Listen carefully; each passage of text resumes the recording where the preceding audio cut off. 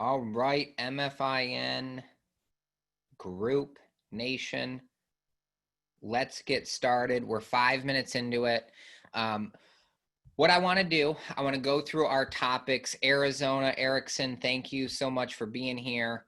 I want to keep this to be active and open. So I'm going to go through a few minutes of content today about financial freedom goal setting and one specific exercise that I do when thinking about a goal. I work backwards to get there. So in high school, I remember getting in trouble in math class, and I loved my math classes, and I would always take as many as I could and the most advanced ones I could get into. But I would always get in trouble for not showing my work of just getting the answer. And a lot of the times I was able to look at a story problem or an answer, or excuse me, a question, and I would determine the answer in my head. And I would write the answer down, and most of the time I was correct in getting that answer. But I would always get dinged for not showing my work. And that was one of the important things that all of my math teachers wanted to instill in me, was to show my work of how I got to that answer. And so for me, I still did the math the same way, where I would write the answer down first, and then I would go back and kind of undo what was in my head and write it on paper step by step. So not only did I get credit for the answer, but I also got credit for showing my work. And that's one of the biggest distinctions when I think about goal setting. I think about the answer or the goal first, and then I think back and say, what do I need to do to get there? And that's what we're going to be focused on today. So I want to keep it interactive. If you have questions, use the Q&A box. Make sure to ask them. I'm going to answer as many questions as we can, and or the chat box. Feel free to chat or send me a message, and I will do my absolute best to make sure we address it. With that being said, I think we've given everyone enough time to get on. This will, of course, be recorded, be available in perpetuity on the website, on the Facebook page. And so I'm sure as you all are loyal MFIN attendees, you know how to get there, and we will have that available. So the content for today, like I said, I'm going to spend maybe 10, 15 minutes talking about content, and then I want you to ask any questions that you have in mind that we can try to help answer. And so the first step in setting your financial freedom goal is actually determining that goal. And then we're going to work backwards to figure out how to get there. And so when I think about specifically financial freedom, I think about how much income I need to make in order to either stop earning income how I previously did, if it's a W-2 job, or what do you need to do to have income coming in that you're not exchanging your time for. So assets that produce income to completely support your lifestyle. And it's a basic math problem. If you haven't done this before, get pencil and paper out and just write down all of your expenses. And so that should include your car payment, your insurance, your rent or your mortgage, your taxes, if you're paying real estate taxes for property that you own, grocery money, cell phone, internet, Netflix account, if you pay for Amazon Prime, if you pay for Spotify, anything that you spend money on in a month, write down all of those expenses related to your personal lifestyle. And you should be doing this on a regular basis. So as life changes, right? Maybe you have a child. Well, your expenses are going to go way up. Maybe you have a child who leaves home, and so your expenses should go down. But determining your goal, you need to know how much income you need to make to be financially free, where you don't have to go and work anymore. Let's just say throughout this entire example, I'm going to use $10,000 of income that needs to be generated to cover your cost of living. Let's just say, for instance, you own a home. Between your principal, interest, taxes, and insurance, you pay $2,000 a month, and you and a spouse each have a car. And between those car payments and insurance payments, it's another $1,000. Well, that's $3,000. Let's say you spend $1,000 a month on food and groceries. So now you're at 4,000, and you get the idea. So just think through that. Think about your goal. And our goal for this webinar, for the purposes of an example, it's going to be $10,000 a month. So I've determined that goal. That's step one. I need my assets to generate $10,000 a month so I am financially free, and I can either quit my W-2 job or stop doing rideshare driving in the evenings and just do what I love to do. That is financial freedom at its purest form. It's making enough money through asset income that's generated where you don't have to work at all. If you got up every day and you just wanted to read a book and drink some water or have a cup of coffee, you don't have to go to work. You don't have to do anything. You just live your life. And I guarantee you, you're going to do so much more for your community, for your family. And it's really going to be instrumental in you finding this rhythm of life where you're living a life that you are so fulfilled by and loving it every single day. So our financial freedom goal is $10,000. Well, now the next step is to set a specific amount. We've set that. The goal is to find a way to make $10,000 a month and a timeline to get there. The timeline is important because it's going to be how quickly you need to accelerate in size and scale of the assets that you buy. Your timeline can also be flexible. So let's say if you're trying to make $10,000 a month and you're starting at zero, you may need a few years in a timeline depending on what sort of resources and experience that you have available to you. It can also be dependent on how much available free time you have and your willingness to dedicate and really buy into this whole idea of financial freedom. And so you need to think about the specific dollar amount that you need and set a goal to get there. When I first got started, my goal was actually to replace my W-2 income. And I knew I couldn't do that quickly. And so I kind of took it as a first step. My first goal was to find a real estate investment that generated $5,000 a month in cash flow. And so that was the first thing I did. I said, I'm not going to try to replace $10,000 in income. I just want to go out and find one thing that produces five. And once I get that one thing, I'm going to move on to number two. And then I'm going to do investment three. And I'm going to slowly and methodically chunk my way to making $10,000 a month.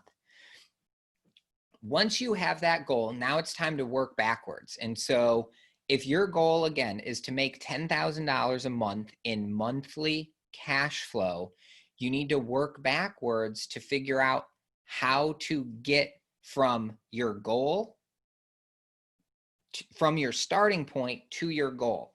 And so when I was thinking about it, my first goal was to make $5,000 a month in cash flow. And so what I did is I knew that I wanted to invest in real estate. And for most of you out there, that's probably what you want to do as well, is invest in real estate. And so if you're looking at other businesses or other investment opportunities, you can certainly get there, but the same logic is going to apply. And so for my goal of breaking it down in increments, right? I wasn't trying to get all of my income in one instance one investment. I wanted to chunk it out. And so if we're trying to get $10,000 a month, maybe we're going to do 4 investments, and each investment has to produce $2,500 a month in cash flow. And maybe my goal is to do that in 1 year. So I need to make 1 investment per quarter starting on Q3 of 2020. So that would be the start of July 1st through July, August, September, and then you would have October, November, December. Q4 of 2020 would be your second quarter. And so if we want to make 25,000 or 2,500 in cash flow on our first investment, what types of deals can we look at? If I went to any one of the areas here in this webinar where you all live, one single family property is probably not going to generate $2,500 a month in cash flow. In your specific area, you may be able to cash flow 2,500 if you bought a duplex, a 2-unit, or maybe you need to buy a 3-unit, or maybe you need to buy a 5-unit. Or potentially maybe you need to buy a 20-unit multifamily property, or maybe you need to buy a small office community. So you need to figure out what your goal is. So again, it's $10,000 and each investment needs to cash flow $2,500 a month. I can't spend my time looking at one single family property. I need to be looking at multi-unit dwellings, either multifamily or commercial property, maybe a mixed use space with retail or office or industrial with some office flex industrial space in the back, or self-storage. And so it's really, really important. Each of you is going to have a different financial freedom number. You're going to have a different timeline, a different need. And so figure out what is feasible for you and work backwards to figure out what you need to look at. So again, in this example, if the goal is to generate $10,000 a month in 1 year, then I'm going to make 4 investments, 1 per quarter for the next 4 quarters, and each investment must generate $2,500 in cash flow per month. That's going to give me a niche focus of property type to look at, and I'm going to be laser focused on that. If a realtor calls me with the greatest single family rental in the market, I would encourage you to say no thank you and move on and stay laser focused on your goal. That's what we did getting started, and that's what we do today. We are laser focused. If you send us the greatest deal to passiveinvesting.com and say this is the greatest multifamily investment in Tulsa, we're going to say no thank you. And that's even being generous with the no thank you of how much time we'll spend on it. It should be 0 time. You need to be just so laser focused on your goal that that's all you care about. And so our goal, again, $2,500 per investment. I cannot look at single family rentals from a realtor to meet my goal. I should only be looking at these specific property types. And that's why it's important to know your market, know your criteria, and know what you're looking for that's going to serve you. You are what is important, and figuring out that financial freedom goal, working backwards to get there, is going to help you be laser focused on what assets you should be looking at, making offers on, and acquiring. And the last thing that's really important is to always be flexible when working towards your goal. And so let's say you spend a good month of time working, and if you can't find one investment that generates $2,500 a month in cash flow, but you saw 4 really good investments that generated $2,000 a month, just adjust your goal. it's okay to shift. You need to be focused and working towards it, but maybe instead of doing 4 investments at 2,500 a piece, you do 5 investments at $2,000 in cash flow, and you do it over a course of 18 months. And so in about a year and a half, you're going to get to your goal of $10,000 a month, and you're going to do it over 5 investments. That may feel better to you. That may fit your personal timeline better. And at the end of the day, being flexible with your goal, it's always going to be a moving target, right? Life happens. A lot can change in 6 or 12 months. And so you may need to adjust that goal. Or you may say, hey, my first goal, I just want to make $1,000 a month extra so I don't have to work a second job. And that 1,000 is that first goal. And just be laser focused on figuring out how to get that 1,000. And once you get there, you may say, hey, I am really good at this. I want to scale up from just 1,000 a month. I want to make 10,000 a month. And so you're going to adjust that goal. You're going to be a little flexible and you're going to work towards it. But the main theme that I want to drive home is setting that target, setting that 10,000 a month target, and then figuring out by working backwards what criteria, what investments you need to be looking at. So if finding a deal that cash flows 2,500 a month is way out of the realm for what I'm talking about, and your market is $500 a month, well, just do the math. That's 20 deals that you need to buy to get to 10,000, and work backwards to break down how many deals you need to do. And then ultimately you need to get started and just do one deal, and then do a second deal, and then do your third, and the kind of dominoes will fall, and that momentum will help you continue moving forward and eventually scale up and get bigger and bigger and bigger. And so that's the main theme of the financial freedom goal setting. This stuff really works. I actually have a goal board that I look at right here, and I see my goals every single day. A really good friend of mine, she actually writes her goals down every single morning. That's the first thing she does when she wakes up. She gets her notebook out and writes down her goals every morning, so she's always thinking about them.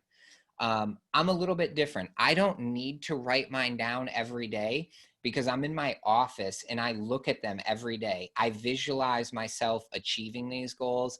I visualize what work I need to put in to do that. And I'm always working backwards to say, okay, this goal up here is pretty big, but what can I do today? And what do I need to do over the course of this week, this month, to help me work towards achieving that goal? One goal that's on my board is expanding the network. And if you want to achieve financial freedom, you definitely need to expand your network. And so while it's not measurable in terms of expand network by 10 awesome people, I know I need to be focused on expanding my network. And so I think about that on a regular basis versus my friend. She would write that down every single day of here's what I need to do, or make $10,000 a month in cash flow. And it gets ingrained in that process, and your subconscious mind actually begins working for you to make it achievable. Some of you may be thinking $10,000 sounds like an obscenely high amount of money to make on a monthly basis from assets. And other people may say $10,000 a month is not going to change my lifestyle at all. And, I need $100,000 a month. The numbers are a little bit different, but you're going to become accustomed to feeling that inside of you and making it achievable by being focused on it every day, whether you write them down or you visually look at them and think about them every day. That's the important part. Whatever works for you, writing it down, looking at it every day, thinking about it, you need to truly believe that you're going to achieve this goal. And so figure out that amount, work backwards to get there. And with that, that's really the meat of the presentation. What I really wanted to cover about that financial freedom goal setting for today. With that, I'm going to open it up. Let me jump back to my Q&A box and the chat box and see what questions came in. So my expenses are around $3,400, but I want passive income of at least 10 to travel around with my wife. That's an excellent goal. Again, so from a financial freedom perspective, this person's goal, they need $3,400 to cover all of their expenses. And then beyond that, they want to make an extra $7,000 roughly to live the kind of freedom life that they really want to have of traveling and being able to go anywhere at any time without having to work or report to a job. And so I hope this has been helpful to explain how you need to think about kind of working backwards, really chunking out those goals to get to that eventual number. And of course, being flexible to change that. Let's see here. Please talk more about the balance between being laser focused, saying no to things, and being flexible, saying yes to opportunities that aren't in your target zone. So the way I think about being laser focused is from an investment perspective. So if I am going to do 10,000 a month and each investment has to generate 2,500, I'm going to say no to a deal that may generate 1,000, right? I don't want to do 10 deals at 1,000 in income per deal because maybe that's too much for me personally to manage for my own goal. And so I'm going to be laser focused, saying no to an investment opportunity. If someone calls me and says, hey, I got this great opportunity, it should cash flow about $1,000 a month. No, don't waste your time looking at it.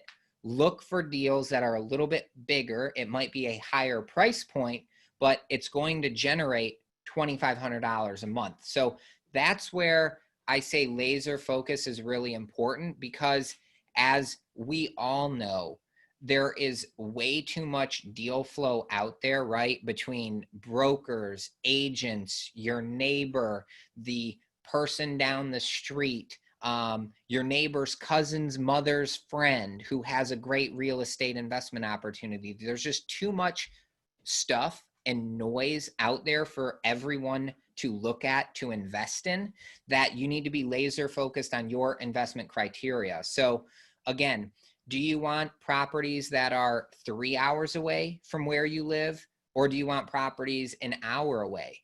Or do you want properties only in the Dallas-Fort Worth metro on these specific 10 streets? Again, laser focus that criteria and don't look at anything outside of it. It's going to help you get deals. So if you are one of those people who has said or have heard someone say there's no good deals out there, I'm going to challenge you and say your criteria is bad.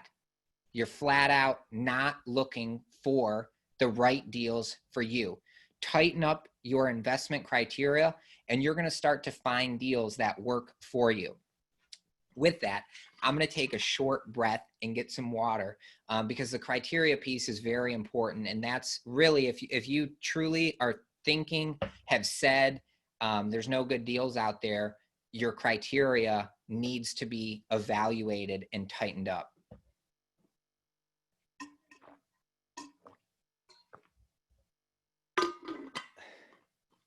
So the next piece, being flexible. So again, if you've evaluated 100 opportunities and none of them are cash flowing 2,500 a month in my example, but you found a bunch that make 2,000 a month, maybe be flexible in that, but look for 100 opportunities first.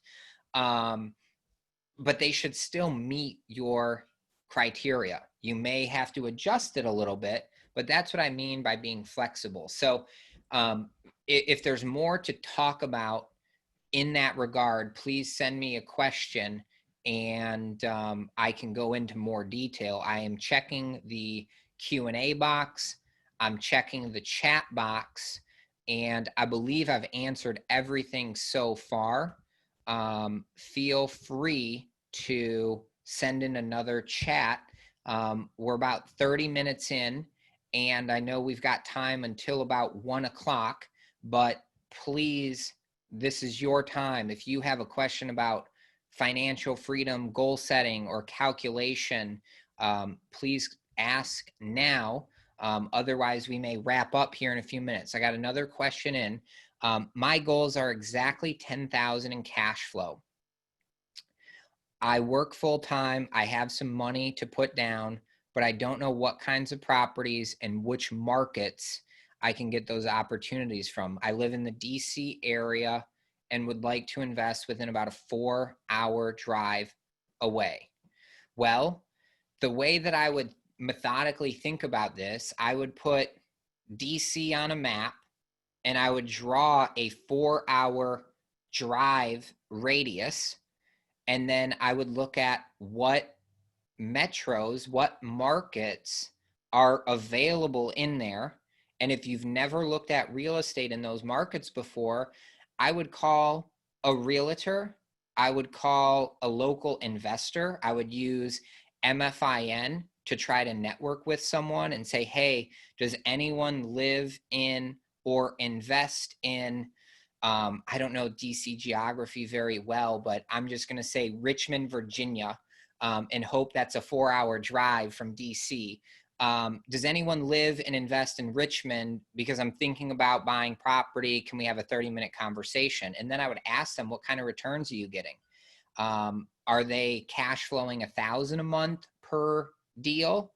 Are there deals that you could get where one acquisition could generate $10,000 in cash flow per month? Absolutely.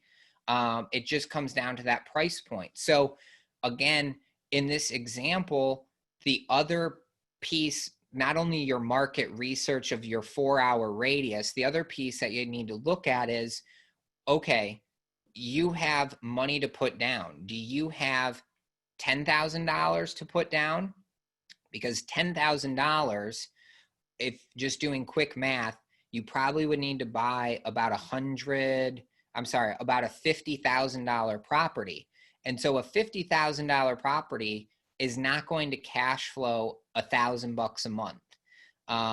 But if you had $100,000 to put down, you could go out and buy a $500,000 property or maybe a $400,000 property, depending on what kind of debt you're going to have. And so that's another important part when you're thinking about not only your market, but what's the price point that you can afford to look at. And the challenge here to you personally is that you can always buy a bigger property by bringing an investor on board. And so maybe in your timeline, you're going to do the first deal on your own. And so you're going to use whatever money you have available to put down. But then the next deal, you're going to bring a friend in and they're going to put the money down and you're going to grow your business and cash flow that way. And so again, each of our situations are different and unique. And so you need to think about your capital sources and then work backwards to figure out what you can afford to buy, or work backwards to figure out what you need to do to have money available to buy that asset. And so let's just say you have $0 available. Well, you need to start probably networking with people who have capital to invest and that can partner with you to buy some of these assets and start to build your cash flow that way. Do you have a worksheet that can be shared to help us with planning? John, I do. I will get Melissa our income and expense calculator. It's really basic numbers here. You need to look at how much expenses you have and then the income that you need to cover those expenses. And then, like I said, methodically think about your market. So how far do you want to drive? Work backwards that way. How much money is it going to take to buy the type of property that you're looking at, and work backwards that way. It's really straightforward. And I know we get overwhelmed with the amount of information out there, the amount of opportunities to look at, the amount of shiny objects that are available, but just stop and say, what about me? What do I need? What do I have? And work backwards that way. That's going to get you there. This is, I'm reading the next one here. Good fundamentals. Any segments of real estate you are avoiding right now that used to meet your criteria? No. For us specifically, we have been laser focused on our criteria. We don't buy retail strip centers. We don't buy office buildings. We don't buy multifamily in college towns. We are very laser focused on being in great communities with great jobs, strong populations, growing demographics, near Whole Foods. It's just a great place where people like to live.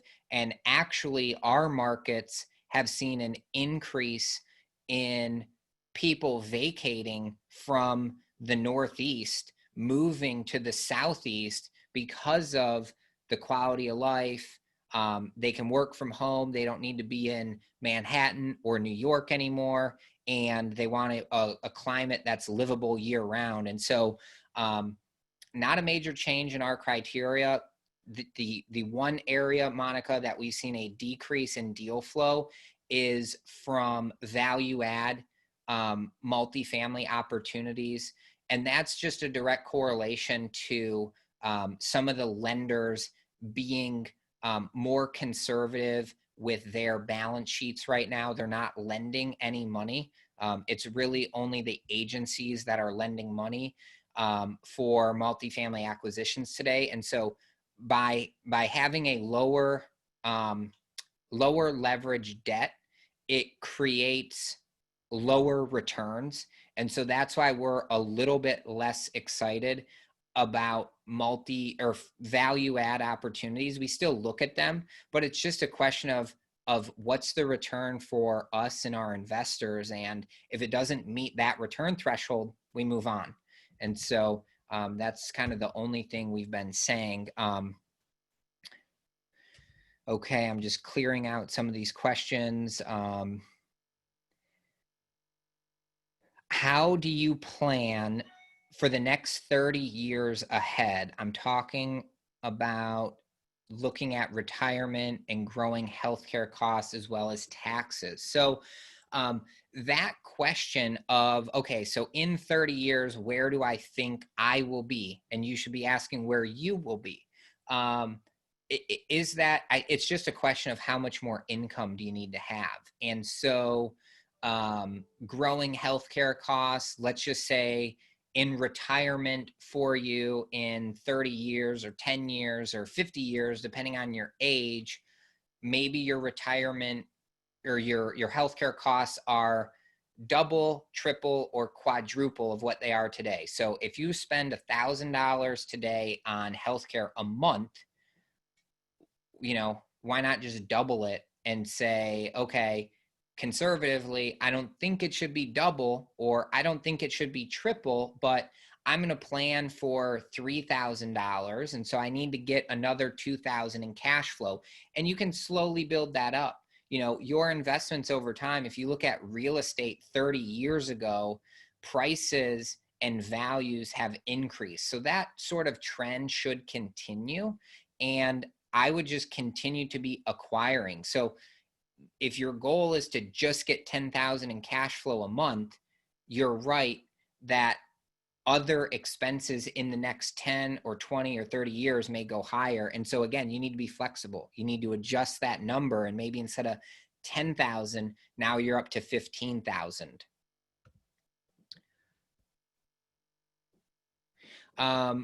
Just a random question here about LLCs. Each investment is in its own LLC. I'm not going to go into any more detail than that. Let me see here in my other chat box now.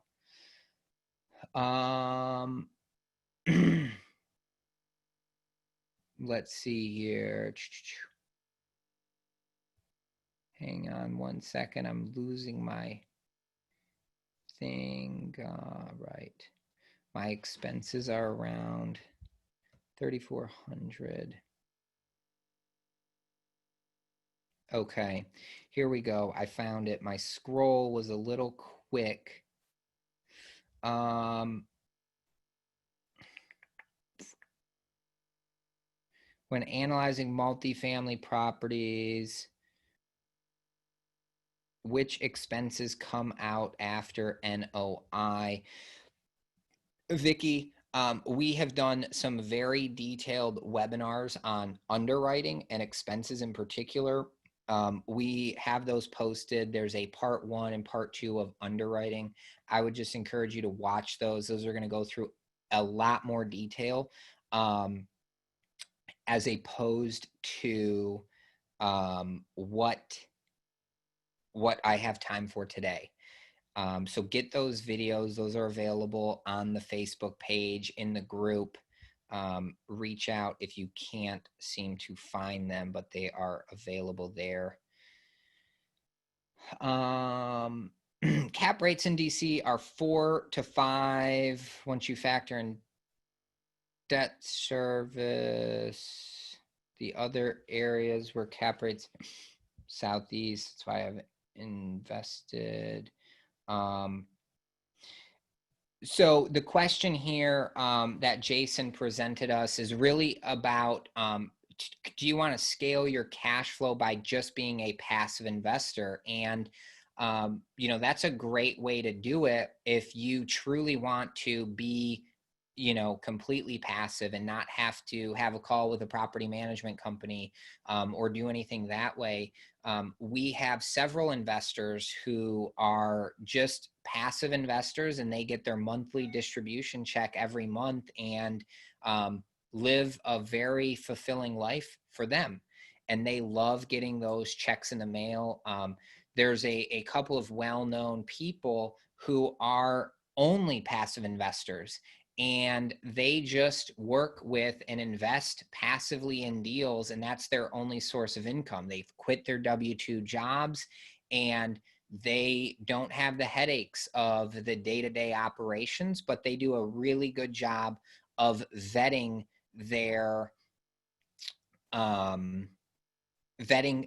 GPs that they invest with, the general partners.